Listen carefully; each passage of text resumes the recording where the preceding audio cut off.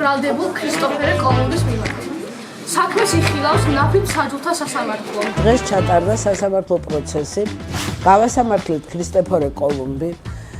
500 წელია ქრისტოფერ კოლუმბი ითვლებოდა უდიდეს აღმომჩენად მოგზაურად, რომელმაც კაცობრებას ამერიკა აჩუქა. ახალი მიწების აღმოჩენის შემდეგ კოლუმბმა ძალიან ბევრი პრობლემა შეუქმნა ადგილობრივ მოსახლეობას. დღეს ჩვენ აქცენტი გავაკეთეთ ტაინოს ტომის მოსახლეობაზე, კარიბის ზღვის კუნძულებზე. მოსახლეობა ამოწყდა ფაქტობრივად ესპანელების მოსვლის შემდეგ. მე მინდა მოსწავლეებში განმავითარო კრიტიკული აზროვნება.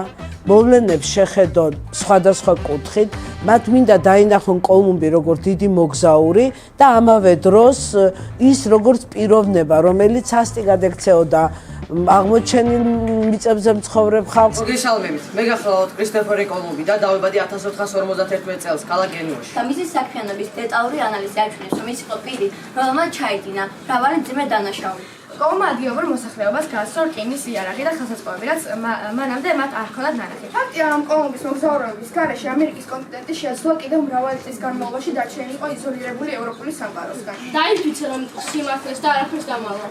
მე ვფიცავ იაჰაკოს. როცა მოვიდა კოლუმბი, ყველაფერი აგვერია. კოლუმბის ხალხს მივეგებეთ საჭმელით და სიკეთით და ძალადობა მივიღეთ პასუხად. ჩვენი ხალხი ამუშავეს. მეფის მიერ შემუშავებული გეგმები იყო პოლიტიკური.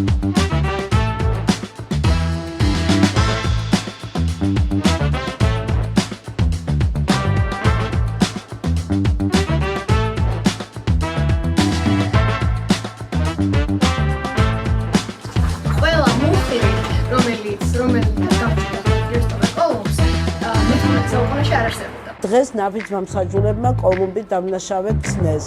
კარგად იმუშავა პროკურატურამაც და დაცვის მხარემაც, მაგრამ ნაფიც მომსაჯულებმა გადაწყვიტეს, რომ კოლუმბი იყო დამნაშავე თავისი საქმიანობისგან გამოწვეული შედეგებით.